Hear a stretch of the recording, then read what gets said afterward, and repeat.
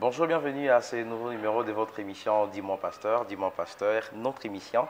Votre émission, une émission au cours de laquelle vous êtes guidé, éclairé, édifié au travers des sujets très alléchants que nous abordons dans cette émission avec des éminents hommes de Dieu, de chefs religieux, de pasteurs, sur des sujets qui sont comme une couverture pour certains, qui sont comme un voile pour certains, voulais-je dire, au travers à la lumière de la parole de Dieu. Donc, avec les invités que nous recevons, nous en décortiquons ensemble. Mais pour aujourd'hui, nous allons parler d'un sujet très important également aujourd'hui pour la vie de chrétien, un sujet qui fait beaucoup de débats, un sujet qui fait parler plus d'une personne, l'alcool. Le problème, c'est boire ou de s'enivrer. C'est ainsi que de l'autre côté, certains disent que prenez l'alcool et enivrez-vous. La Bible ne l'interdit pas. Et les autres disent, prenez l'alcool et ne vous enivrez pas. Et certains aussi disent, ne prenez pas, la Bible est contre la prise de l'alcool. Alors, quelle est la bonne version? Quelle est la vraie phase que nous devons prendre? À la lumière de la parole de Dieu aujourd'hui, nous allons les découvrir avec un invité que nous avons choisi pour vous. Il s'appelle Pasteur Chériko Yangongo Kapepula de l'Assemblée chrétienne Caverne d'Adoulam que nous recevons pour vous aujourd'hui. Bonjour Pasteur Chériko. Bonjour Chris. Vous allez bien, Pasteur? Très bien, merci. Content de vous recevoir dans cette émission aujourd'hui, Pasteur. Merci beaucoup et c'est un privilège. Nous pensons que ceux qui nous suivent seront bénis par votre passage dans cette émission. Nous le croyons bien. Merci. Pasteur, avec vous, aujourd'hui, nous allons parler sur l'alcool, boire ou s'enivrer. Est-ce qu'un chrétien peut-il prendre de l'alcool? Une question directe, mais qui demande de tact pour répondre. C'est comme ça que moi je dis. Pour répondre à ça, il faut beaucoup de tact. Est-ce qu'un chrétien doit boire de l'alcool? D'emblée, on aura tendance à dire non. Mais si on dit un non qui n'est pas justifié, on risque parfois d'égarer les gens. Parce que la question que vous venez de poser, d'autres personnes la posent autrement. Est-ce un péché que de prendre l'alcool? Alors, quand vous lisez la Bible, d'abord par la définition du péché, c'est la transgression de la loi. Ça veut dire, si on dit que quelqu'un a péché, c'est qu'il a transgressé la loi, le prescrit. Alors que le prescrit, on le trouve dans la Bible. Mais quand vous parcourez la Bible comme ça, d'emblée, à l'aveuglette, vous ne trouverez pas une interdiction claire comme ça qui dit « ne bois pas l'alcool ». Il n'y a pas un verset comme ça.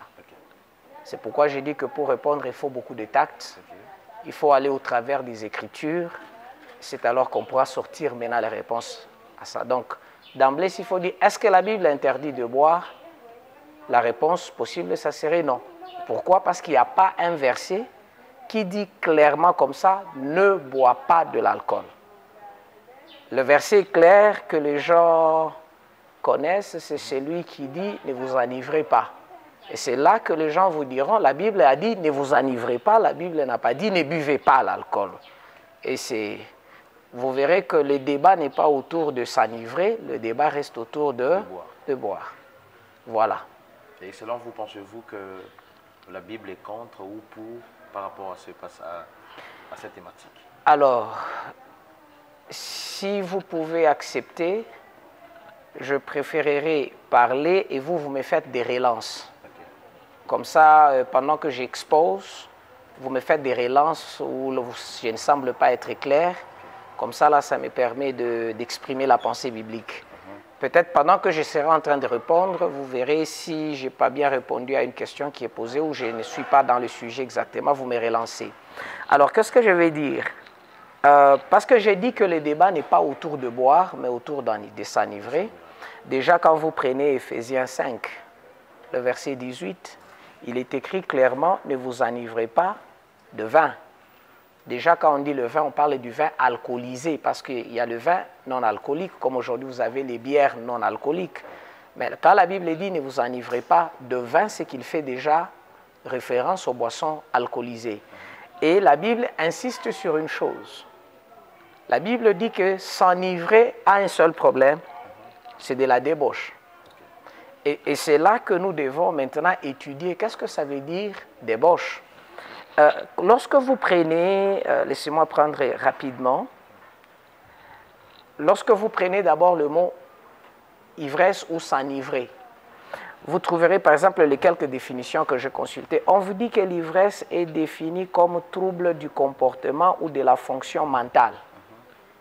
Pendant ou après consommation de l'alcool avec possibilité d'altérer les jugements.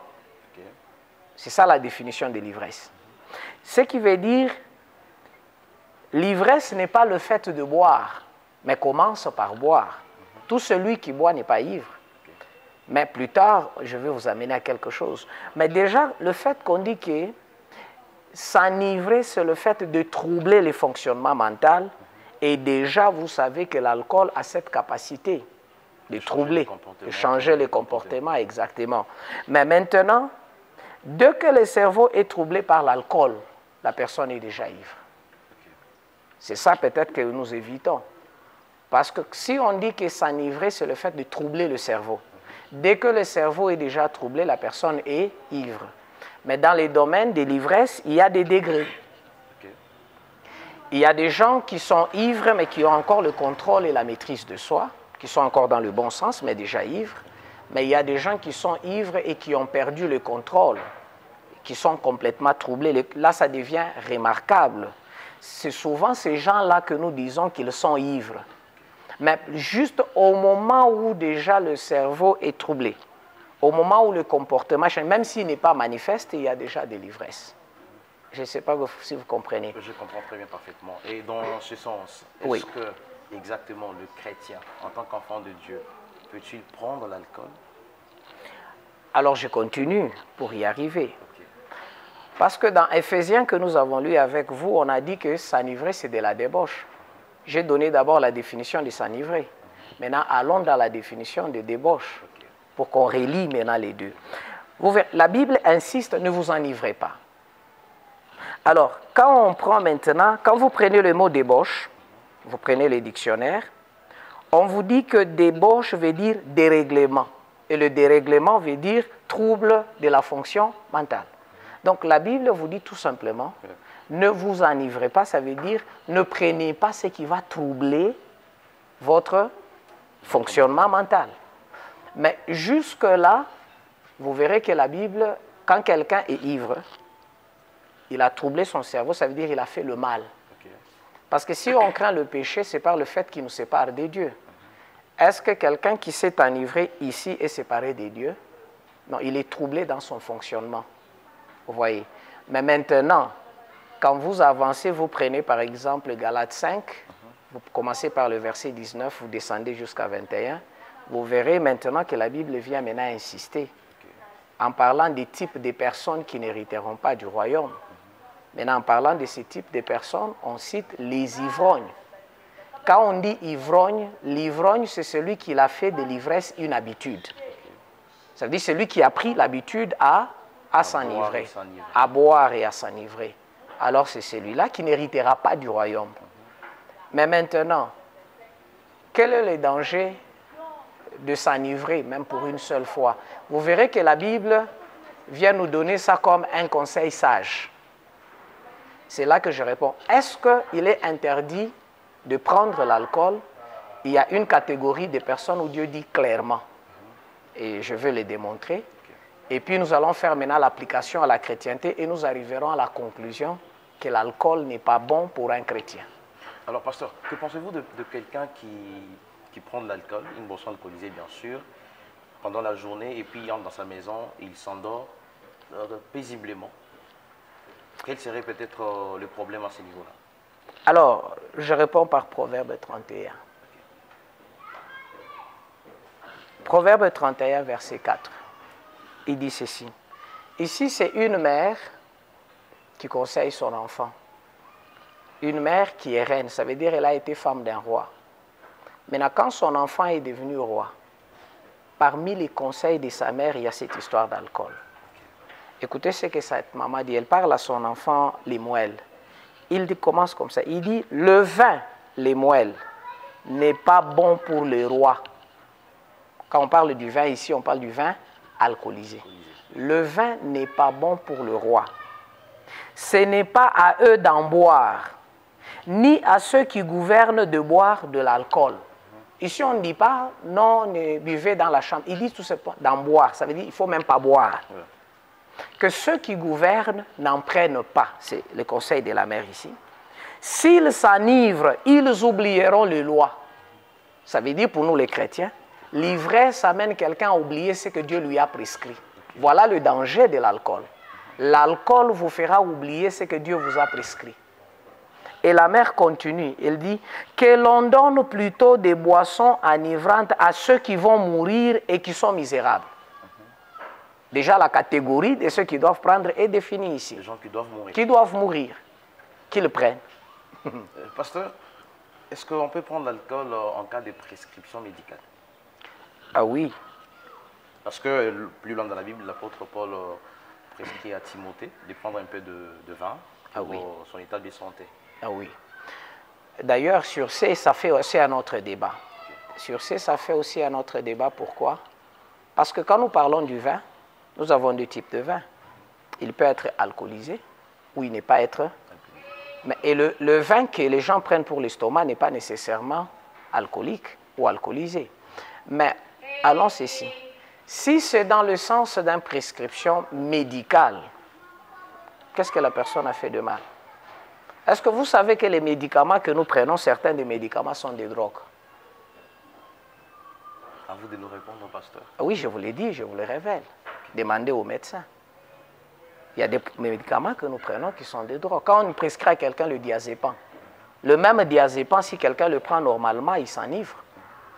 Il y a des voyous qui se droguent avec du diazépam.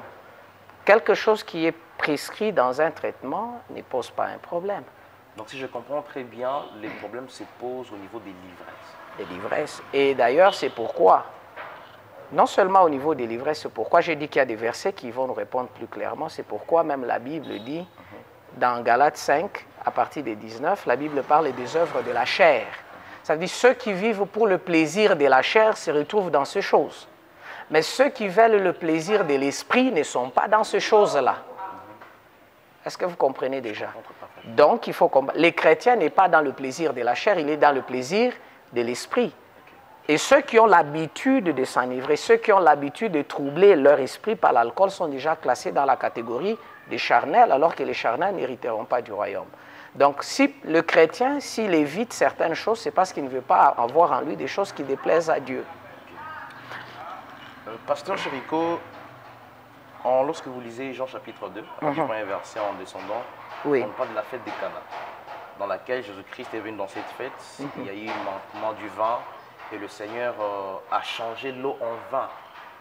Les gens disent aujourd'hui que si Christ a changé l'eau en vin et les gens ont bu, à combien plus forte raison, nous qui sommes moins que Christ. Donc on peut aussi boire et faire du n'importe quoi peut-être. Parce que bon, il a multiplié l'eau en vin. Que pensez-vous, pasteur? Oui, c'est un débat. C'est un débat. Mais déjà, moi je crois que le Christ ne peut pas déjà lui-même aller à l'encontre de ce que la parole dit. C'est vrai que c'est Paul qui est venu dire plus tard dans Éphésiens, ne vous enivrez pas.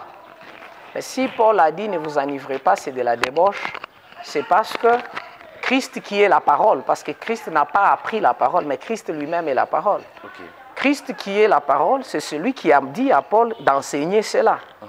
Est-ce que Christ lui-même pouvait amener les gens dans la débauche? Si les gens prétendent que les miracles de Jésus c'était le vin alcoolique, c'est que Jésus-Christ a amené les gens dans la débauche. Et pourquoi lui-même va condamner la débauche?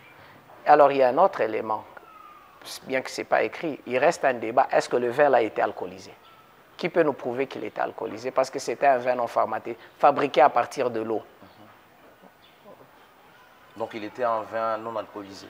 On reste comme ça, parce qu'aucun verset ne dit que les gens qui étaient à la fête se sont enivrés, aussi pour que ceux qui prétendent soutenir ça soutiennent.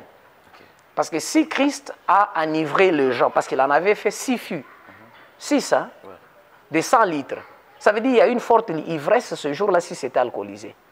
Et si Christ lui-même a amené les gens à l'ivresse, et pourquoi il vient nous dire, nous, que sa ivresse c'est de la débauche? Parce que lui-même a été, son premier acte c'était d'amener les gens à la débauche. Alors il ne peut pas se contredire. Il ne peut pas se contredire. Regarde, si vous rentrez dans l'Ancien Testament, nous sommes dans les livres d'Amos au chapitre 2, verset 12e. Écoutez ce que la Bible dit. On dit, or vous avez fait boire du vin à ceux qui ne devaient pas en boire. C'est maintenant, je reprends la question, vous avez dit, est-ce qu'ici, maintenant c'est clair. Donc il y a une catégorie de personnes qui peuvent Qui ne boire doivent pas et en boire. d'autres qui peuvent. On rentrera plus tard. Jusque-là, je t'accorde ça. Vous avez donné à ceux qui ne devaient pas boire. Vous leur avez donné à boire. Mais on dit quoi? Puisqu'ils s'étaient consacrés à moi. La raison pour laquelle ils ne devaient pas boire, c'est parce que c'était des personnes consacrées à Dieu. Et on dit, et vous avez interdit aux prophètes de parler de ma part. Donc ça ne m'intéresse pas. Ces consacrés, on les appelle les Nazaréens dans d'autres versions de la Bible. Ça veut dire des gens qui étaient pleinement au service de Dieu et pour ceux, ils ne devaient pas boire. Maintenant, je pose la question. Les chrétiens ne sont-ils pas des consacrés? À votre question, répondez, pasteur. Nous avons des questions à vous poser. Parce que, en ce temps-là, il y avait une catégorie de consacrés et de non-consacrés. Il y avait le peuple et les consacrés. Et ce sont les consacrés, les Nazaréens, par exemple, qui étaient frappés par cette loi. Ils ne devaient pas. Et ici, c'est Dieu qui réagit. Pourquoi vous êtes-vous permis de donner de l'alcool à ceux qui me sont consacrés? Donc, à cause de la consécration, ces personnes ne devaient pas toucher à l'alcool. Mais Dieu, ici, il dit, qui vous a permis? Donc, s'enivrer ou pas, ces personnes ne devaient pas toucher. Ici, on ne parle pas de s'enivrer, on parle de boire. Or, vous avez fait boire du vin. Ici, on ne parle pas.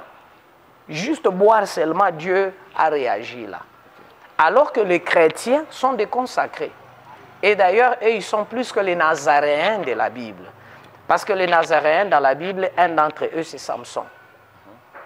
Samson. Ils étaient des personnes qu'on ne pouvait ni raser, ni coiffer, les Nazaréens. Et vous verrez que Samson était une personne sur qui l'esprit venait et partait. Mais nous, nous avons un esprit qui demeure.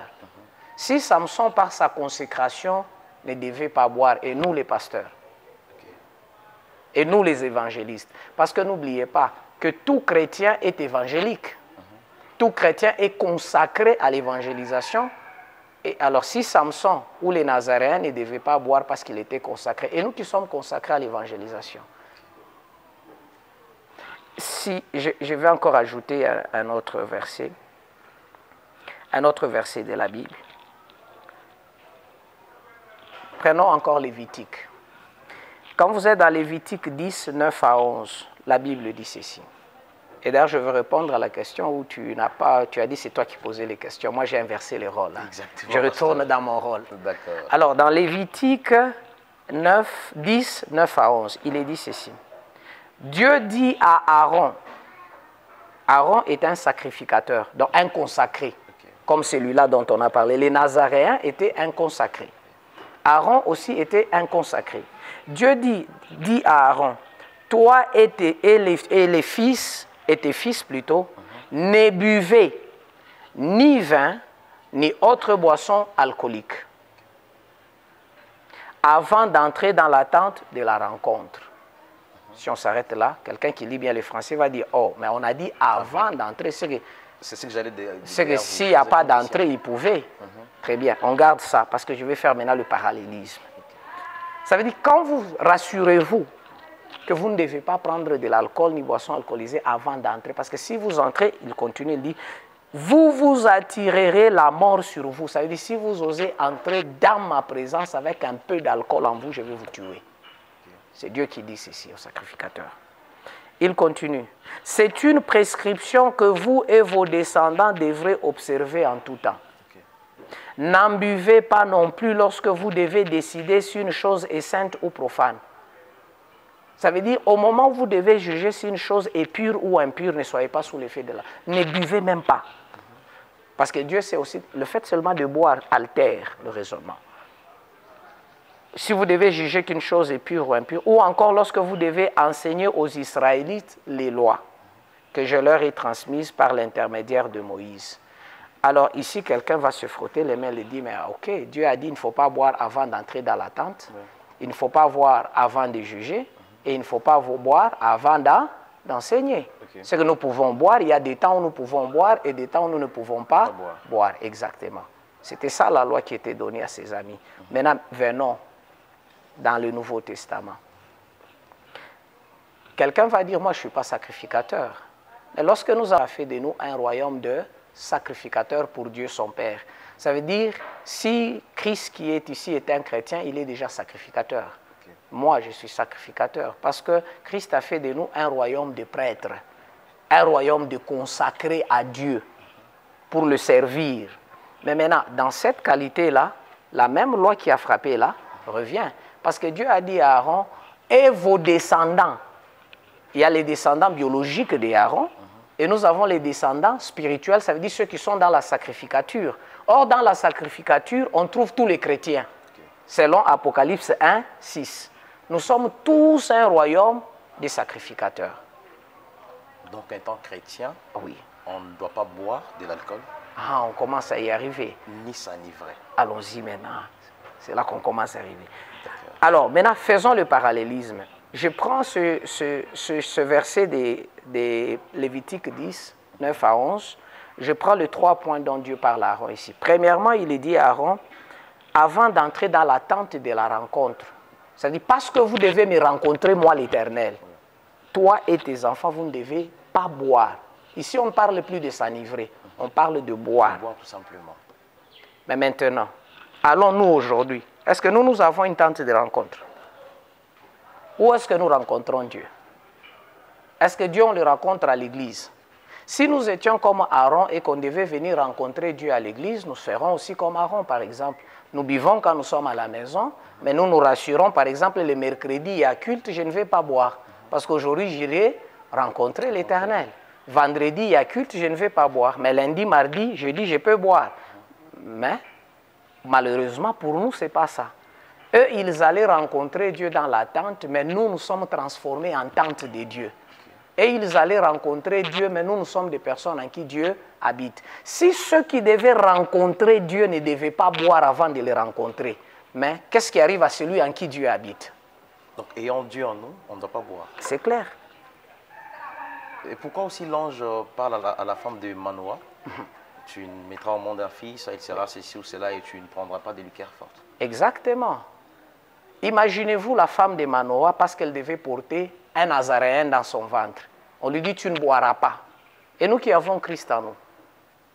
Si à cause de Samson dans le ventre de sa mère ne devait pas boire. Tout ce qui est enivrant. Pas s'enivrer, mais boire. Okay. Mais nous qui portons Christ en nous. Si Marie, parce qu'il devait porter cet enfant dans le ventre 9 mois, ne devait pas toucher à ce qui est fermenté. Et nous qui l'avons pour toute la vie à nous. C'est ça que nous devons comprendre. Alors c'est pour ça que j'ai dit, quand on dit est-ce qu'un chrétien doit boire ou ne pas boire, j'ai dit ne répondons pas comme ça. Si on dit non, mais il faut aller maintenant avec la Bible. La première preuve que moi je vous donne est celle-ci. Parce que vous devez aller rencontrer Dieu, le très saint. N'osez pas boire. Mais nous aujourd'hui on ne part pas rencontrer Dieu, il habite en nous. Il y est déjà. Il y est permanemment 24 heures sur 24. Alors à quel moment moi je vais boire? Parce que si Aaron avait des temps où il pouvait boire et des temps où il ne pouvait pas boire, j'aurais souhaité même être à l'époque d'Aaron. Parce que lui, il pouvait se dire, mercredi, c'est le jour où je dois rencontrer le Seigneur à la tente d'assignation, alors je ne prends pas. Mais nous, le Seigneur ne nous attend pas dans la tente, il est en nous. Nous sommes devenus nous-mêmes la tente du Seigneur. Parce qu'il est écrit dans 1 Corinthiens 6, 19, « Ne savez-vous pas que vous êtes le temple du Saint-Esprit, le temple du Seigneur ?» Ce que le Seigneur habite en nous. Un jour, j'ai discuté avec un prêtre catholique sur ces sujets, bien sûr. Il m'a dit que vous êtes dans l'exagération. J'ai dit, bon, peut-être. Alors, il m'a dit que nous pouvions boire, mais pas nous enivrer. Alors, j'ai dit, je te donne un exemple. Est-ce que tu peux permettre que j'amène ma bouteille de Skol et un verre dans votre cathédrale de Bonzola? Je mets ma table et je commence à prendre la bière là-bas. Il me dit non. Je dis pourquoi? Il me dit parce que c'est un lieu sacré. Ah, comment ça? Comment ça? Tu m'interdis d'amener une bouteille de Skol. Est-ce que je peux prendre 4 de mes amis? Nous prenons des bouteilles de Skol. Nous entrons dans la cathédrale de Bonzola là.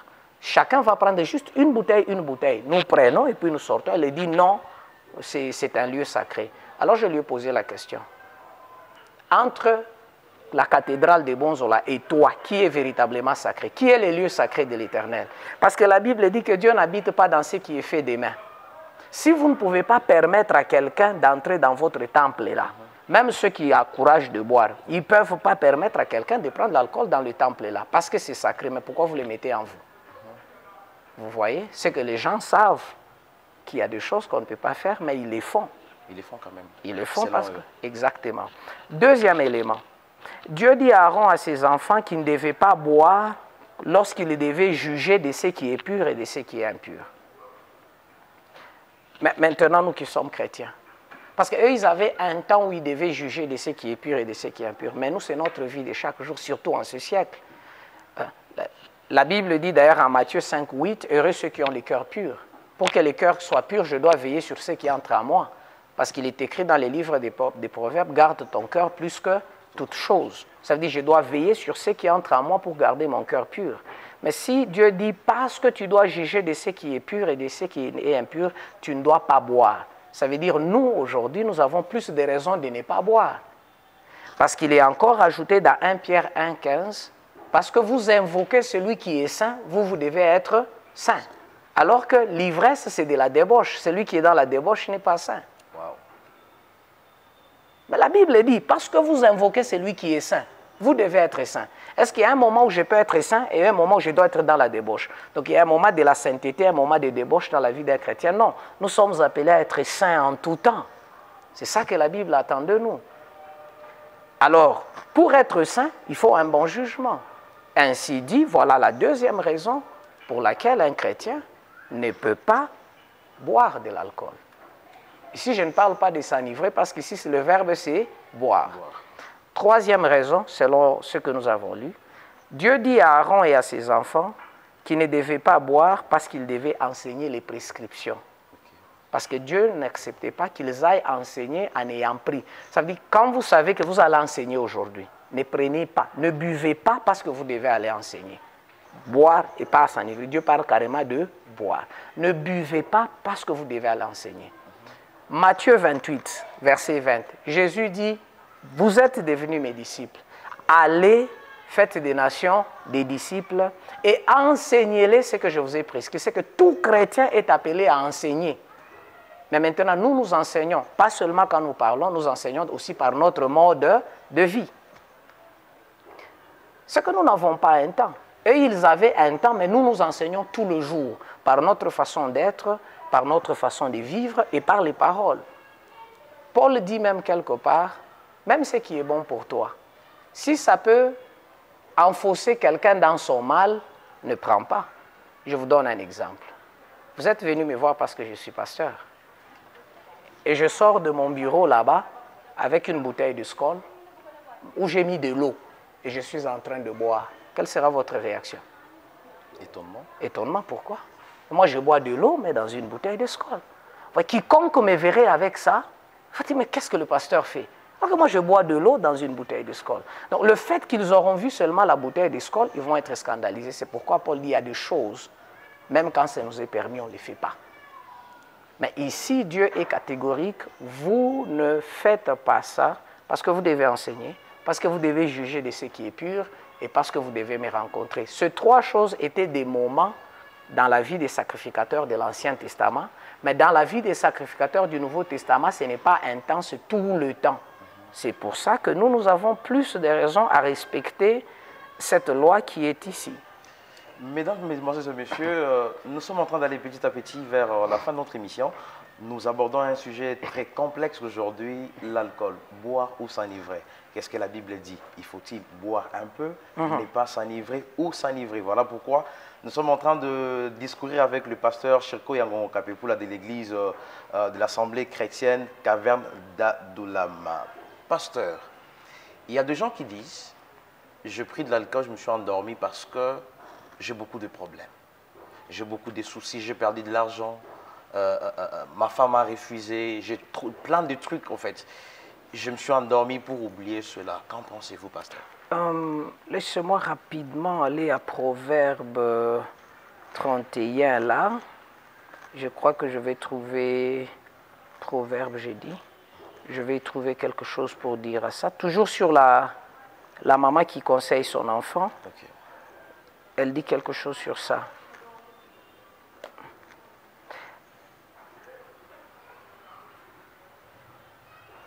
de lui donner des liqueurs à celui qui permet. Ah, ok. Je reprends les paroles de la maman de Lemuel là. Elle dit ceci.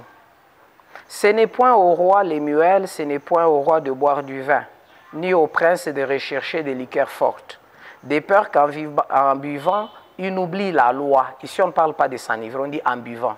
Qu'il n'oublie la loi et ne méconnaisse le droit de tous les malheureux. Donnez des liqueurs fortes à celui qui périt et du vin à celui qui a l'amertume dans l'âme.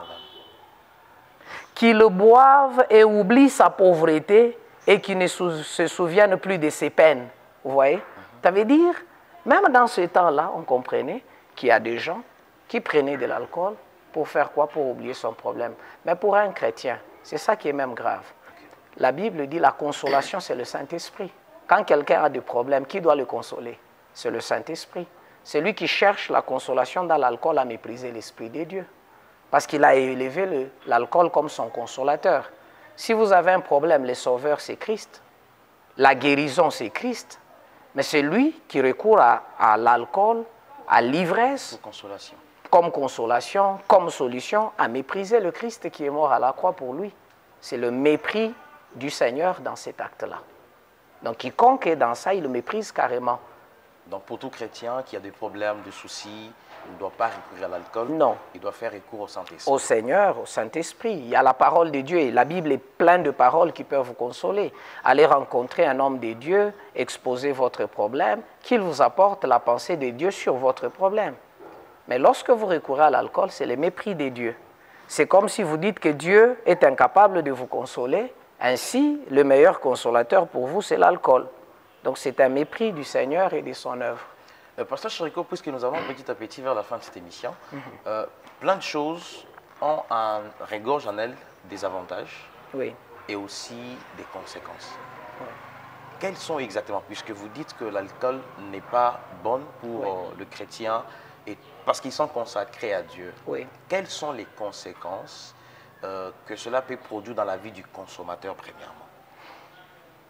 Je prends cet exemple ici. Habakkuk chapitre 2 verset 15. Écoutez ce qu'il dit. Malheur à celui qui fait boire son prochain. Ici on ne parle pas de celui qui boit, mais de celui qui offre à son prochain. Malheur à celui qui fait boire son prochain, à toi qui verse ton outre et qui l'enivre afin de voir sa nudité. Voilà la conséquence. Quelqu'un qui boit reste nu. Nous avons vu Noé, il a bu, il est resté nu, la malédiction est entrée dans sa maison. Nous avons Lot, ses filles l'ont fait boire et dans sa nudité, il a produit des enfants incestueux, il a couché avec ses propres filles. Puisque vous parlez de faire boire à quelqu'un, est-ce qu'un chrétien peut acheter de l'alcool pour son ami qui prend de l'alcool quotidiennement? Déjà le verset là, malheur à celui qui fait boire à son prochain. Déjà il est écrit là-bas. Nous rencontrons ces problèmes-là, par exemple, nous autres pasteurs, quand les membres de la famille viennent chez nous. Et parfois, non, tu exagères, moi je prends, achète-moi. Je dis, ok, mais moi, c'est moi. Quand quelqu'un vient chez toi, par exemple, il doit respecter ton mode de vie. Quand vous allez chez un féticheur ou chez un féticheur et que vous trouvez dans sa maison, il y a des statues, vous n'allez pas lui dire, enlève d'abord tes statues parce que moi, je viens d'arriver. Nous avons Christ dans notre vie. Nous avons un principe de vie que nous n'allons pas enlever pour plaire à un ami. La Bible dit, tu feras à ton prochain ce que tu aimerais que l'on te fasse. Un chrétien ne détruit pas la vie de quelqu'un. Un chrétien n'enivre pas son ami parce qu'il connaît ce que l'ivresse ira faire dans sa maison. Comment est-ce que moi je peux t'acheter de l'alcool parce que je sais que ça va troubler ton comportement, c'est de la débauche. Et quand cet homme rentrera chez lui, je ne sais pas ce qu'il fera à sa femme. Même ceux qui disent non, il rentrera, il va tout simplement dormir. Mais peut-être que sa femme avait besoin de lui cette nuit-là. Vous voyez? Et lui, il est rentré sous l'ivresse, il s'est endormi toute la nuit pendant que la femme l'attendait lui. Donc vous avez fait du mal à cette femme-là. Donc il y a plusieurs raisons de ne pas le faire. Vous pouvez maintenant continuer avec les conséquences? Alors je parlais de notre frère Lot. Vous voyez ce qui lui est arrivé. S'il n'était pas sous l'ivresse, il n'aurait pas des enfants incestueux. Nous avons Noé, s'il n'était pas dans l'ivresse, la descendance de son enfant là ne serait pas maudite. Nous avons le roi Beltasar, s'il n'était pas ivre, sa royauté n'allait pas être dérangée parce que c'est sous l'ivresse qu'il est allé toucher à ce qui est sacré. Il est allé toucher à ce qui est interdit. N'oubliez jamais qu'un homme sous l'ivresse se permet de ce qui ne lui est pas permis. Et c'est dangereux, il y a plusieurs exemples. Déjà, quand la Bible dit afin de voir la nudité, ça veut dire qu'un homme ivre expose ses faiblesses. Il peut commencer à parler, vous verrez que c'est un homme respectueux, c'est un directeur, mais sous l'ivresse, il fait du n'importe quoi. Donc, en fait, l'alcool produit beaucoup d'effets. N'oubliez pas, parce que nous parlons seulement de la Bible, permettez-moi de dire quittons un peu la Bible. Allons dans la vie normale. Peut-être que dans notre pays, on ne les fait pas. Allons dans des pays rigoureux, des pays qui se soucient du bien-être de sa population. En termes, par exemple, de la conduite véhicule. Qu'est-ce qui arrive ailleurs? Ailleurs, quand quelqu'un est au volant, on t'arrête par la police, on t'amène une petite machine, on te dit souffle. Tu souffles, qu'est-ce qu'on vérifie? On vérifie s'il a pris l'alcool. Si le monde lui-même fait des problèmes à ça, c'est seulement dans l'église où vous trouvez que ce n'est pas un problème. Dans le monde, chez les païens, quand vous allez chez les Chinois, vous allez, ce que nous appelons païens, chez les Arabes, vous trouverez quelqu'un qui fait la prison, qui paye des amendes parce qu'il était sous l'effet de l'alcool. Donc il est normal, il ne titube pas, on lui dit souffle. On regarde seulement, ça montre alcool, poum, on te fait payer. Parce que ça dérange son comportement. Exactement. Et il devient un danger public. Un homme sous alcool est considéré comme un danger public. Quelles sont les conséquences aussi, pasteur, d'un papa ivrogne qui est père de famille? Déjà, pour commencer, un papa ivrogne est déjà un mauvais exemple de vie. Et deuxièmement, d'abord lui-même, parce que la Bible dit « n'héritera pas du royaume ». Comment quelqu'un qui n'héritera pas du royaume peut conduire les enfants à ce royaume-là? La Bible ajoute en disant « enseigne à l'enfant la voie à suivre et à son âge adulte, il ne s'en détournera pas ». Mais un enfant qui voit son papa ivrogne, qu'est-ce qu'il apprend? Et quand il grandira, il fera aussi comme son père et c'est sa maison qui sera détruite. Donc moi, je crois qu'un responsable, un papa responsable ne devait pas être dans l'ivrognerie parce qu'il est en train de détruire sa maison. Et vous verrez, prenons aussi un autre côté négatif, même ceux qui disent « non, je ne prends pas beaucoup ». Il n'y a pas un milieu dans lequel les gens dépensent l'argent qu'ils gagnent difficilement comme dans ces milieux-là. Vous ne vous plaindrez pas de quelqu'un qui prend les jus. Mais les gens qui prennent la boisson alcoolisée sont des grands dépenseurs. Ce sont des gens qui travaillent durement, mais qui dépensent bêtement. Et parfois, moi, j'ai fait rire aux gens, même quand j'enseigne à l'église. Je me dis, ce sont des pisseurs de l'argent. Comment quelqu'un peut prendre 100 $, il boit et puis il pisse? Il prend 100 $ vraiment, il boit. Ça veut dire, il a travaillé dur pour aller jeter cet argent-là dans la toilette. Il a pris 100 $ ou 200 $, il a réuni les amis, il a dit, buvons mon argent ici. Ils ont bu la bière de 200 $ et pendant qu'ils boivent là, quand un ami se lève, il va à la toilette, c'est son argent qu'on va pisser. Donc il a travaillé dur pour envoyer cet argent-là dans la toilette. Et même l'éducation des enfants à la maison est compromise aussi. Parce que tout l'argent va là-bas. Et n'oubliez pas que là où il y a la boisson alcoolisée, la femme n'est pas loin. C'est pourquoi même la maman de Louel lui dit, c'est pas au roi, faites attention aussi, ne donne pas ta vigueur aux femmes. Vous voyez dans Proverbe 31, quand la mère parle de l'alcool, elle parle aussi à son fils de la femme. Fais attention à l'alcool et à la femme, ça va de pair. Vous n'avez pas quelqu'un qui est dans l'alcool et qui n'est pas dans les aventures sexuelles et qui n'est pas dans l'infidélité à sa femme. Donc, que ce soit la Bible, que ce soit le monde, tous nous sommes d'accord que l'alcool n'est pas une bonne chose. Puisque nous sommes dans cet exemple d'un père de famille, est-ce que l'alcool a des conséquences sur un couple? Sérieux. Lequel, par exemple? Sérieux. Prenons par exemple, parce qu'il y a une chose que nous, les hommes, parfois, on ne fait pas attention. Quand quelqu'un vient déjà ivre, d'abord, il ne se demande pas si l'odeur qu'il dégage va plaire à sa femme. Commençons d'abord par ça. Il y a des femmes qui sont indisposées, mais on leur a appris à se soumettre. Elles ne peuvent pas quitter les lits cette nuit-là parce que c'est son chef. Si j'ai quitté les lits, ça va me créer des problèmes. Et elle a passé toute une nuit avec quelque chose qui l'a indisposé. Et deuxièmement, les gens qui aiment toujours prendre l'alcool et tout ça, ils passent moins de temps avec leurs épouses. Ils ont plus de temps avec les amis, ils ont moins de temps à la maison, ce qui affecte aussi leur vie conjugale et l'éducation qu'ils donnent aux enfants. La femme se sent abandonnée et malheureusement, la majorité ne savent même pas prendre soin de leurs propres épouses parce qu'ils doivent garder ce qu'ils doivent aller prendre avec les amis. N'oubliez pas que c'est un milieu aussi de compétition et de dettes. Si hier tu as bu, demain c'est toi qui achèteras. Donc les gens dépendent. Mais avant que je dise le message là, parce qu'en dehors du fait que je suis pasteur, je suis aussi consultant dans les études de marché. D'ailleurs, on vient de faire une étude, je ne peux pas citer les noms des entreprises ou des marques. On est en train quand même de lutter pour voir comment il faut veiller sur le taux d'alcool dans les boissons parce que c'est devenu un sérieux problème dans la jeunesse, surtout chez nous au Congo. Alors, moi je voudrais tout simplement dire à ces jeunes gens qu'on ne vit qu'une fois et la vie n'a pas de brillant. Ça veut dire quand Dieu te donne l'occasion de vivre, il te donne l'occasion de bâtir. On ne vit pas lorsqu'on détruit ce que Dieu nous a donné. Ce qu'on fait aujourd'hui, on peut le regretter demain.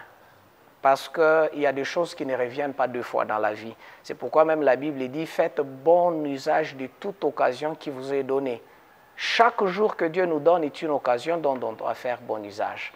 Donc je conseille à cette jeunesse de penser à l'avenir. Parce que le plaisir ne donne pas de l'avenir, mais la discipline peut donner de l'avenir à quelqu'un. Donc, apprenons à nous mettre à l'écart de ce qui détruit, parce que parfois il y a des choses que les jeunes font juste pour plaire aux gens, mais tout en se détruisant. Et aujourd'hui, nous en avons la preuve. La majorité des adultes qui souffrent aujourd'hui sont ceux qui ont joué avec les opportunités d'hier. Donc, dans l'alcool, on ne construit pas.